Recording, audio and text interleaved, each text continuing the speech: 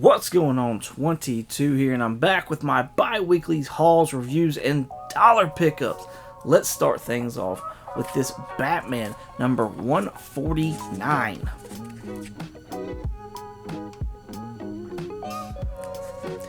This is the B cover by Gabriel Delato, so you know I had to pick this up. This finishes off, hopefully, like all the loose ends from Failsafe. Mainly the story is about the Robin that Failsafe created. It was a biological clone of Bruce, and it had no control over its aging. It was like hyper aging really fast. Bruce, though, felt he had to take care of his own clone of himself.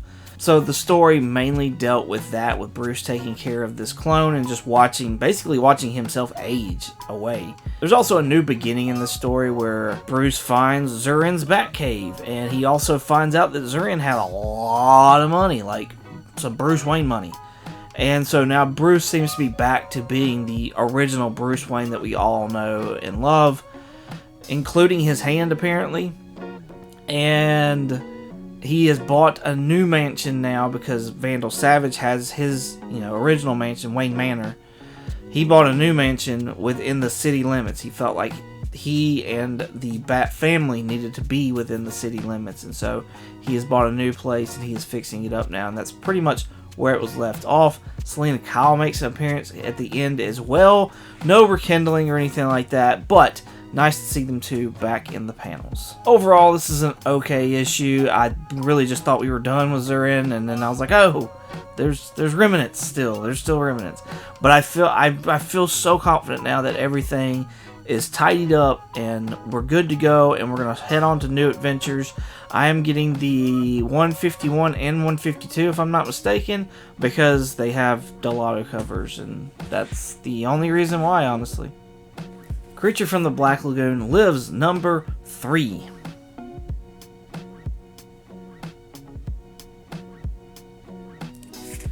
Now this is the A cover from Matthew Roberts. This is written by Dan Waters and Ram V as well. I thought this was going to be a really good series with Ram V on it and the Creature, because I did enjoy his Swamp Thing that he did. However, this is falling totally flat with me.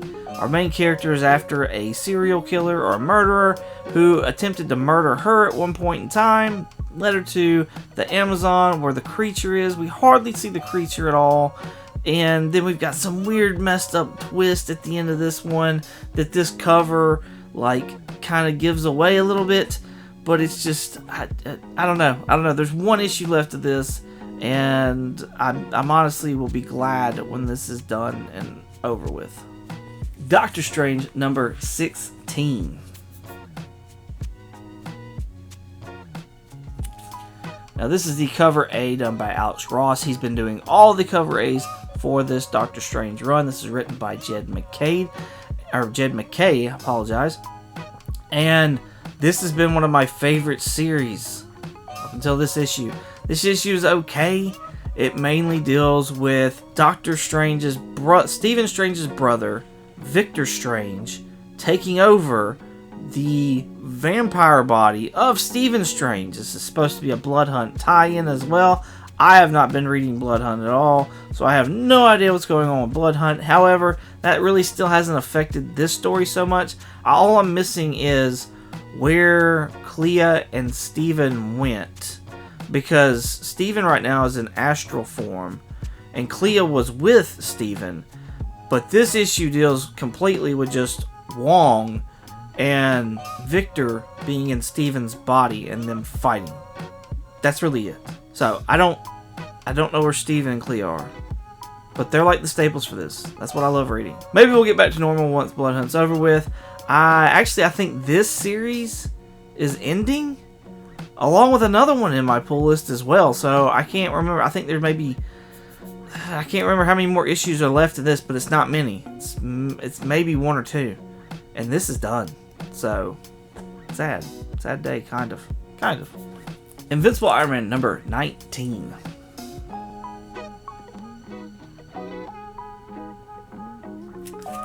This is the cover A by Kel Noon, and it's written by Jerry Dugan. I've yet to read this because I'm so far behind on all this entire volume of Iron Man.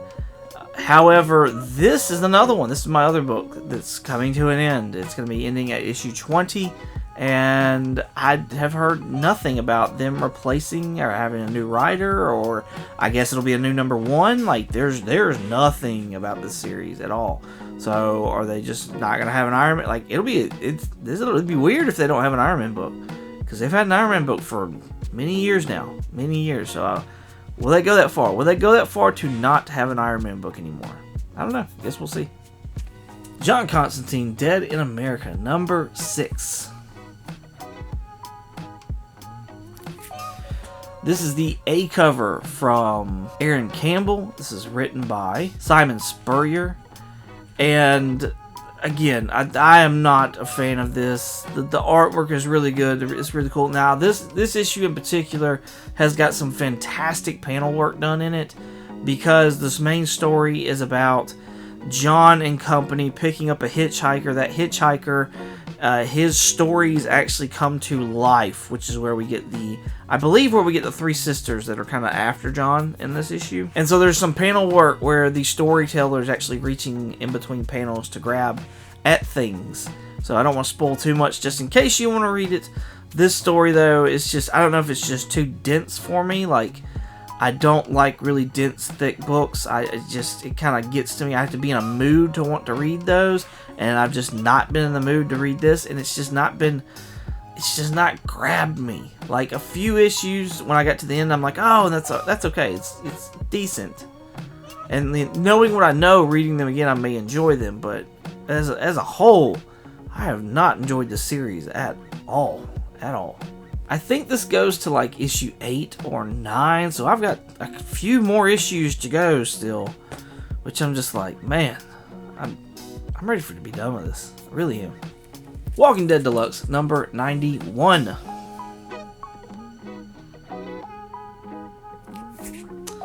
Same as usual, the B cover, because I try to get it to match the A covers that I may or may not have, or that I have, but if I don't have, that I want, so that I can have a full run of both the black and white and the colored issues.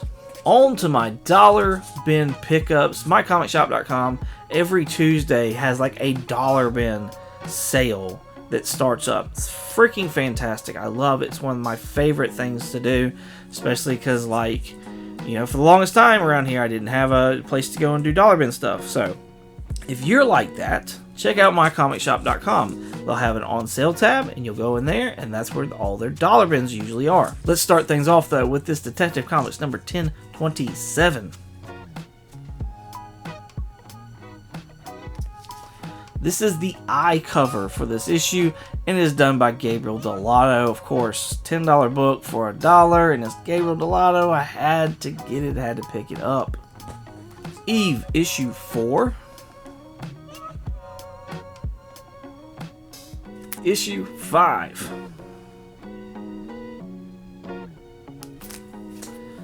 These are the A covers for this, done by Ario Anindito, I believe. And I already had issues 1, 2, and 3. This is a 5-issue little limited series. The story was optioned and actually was on the top 10 there for a little bit. So when I started picking ones, each issues here and there up for $1 to try and maybe make the set. Now that I have it completed, it was all to read it. So now I'm going to sit there and take some time and put aside to read it and see what I think of it. And if I like it, it'll stay in the PC. If not, then I'll sell the set away as a set. So there you go. Kazar, Lord of the Savage Land, number 1. This is the E cover by Elizabeth Torque. It is a 1 in 25 variant. Again, 1 in 25 ratio, any ratio for that matter, and it's a number 1. Yes, I'm probably going to pick it up for $1 because I think these make fantastic giveaways. So, be on the lookout for this eventually at some point in time on the top 10 alternatives prize pack. Twig, number 1.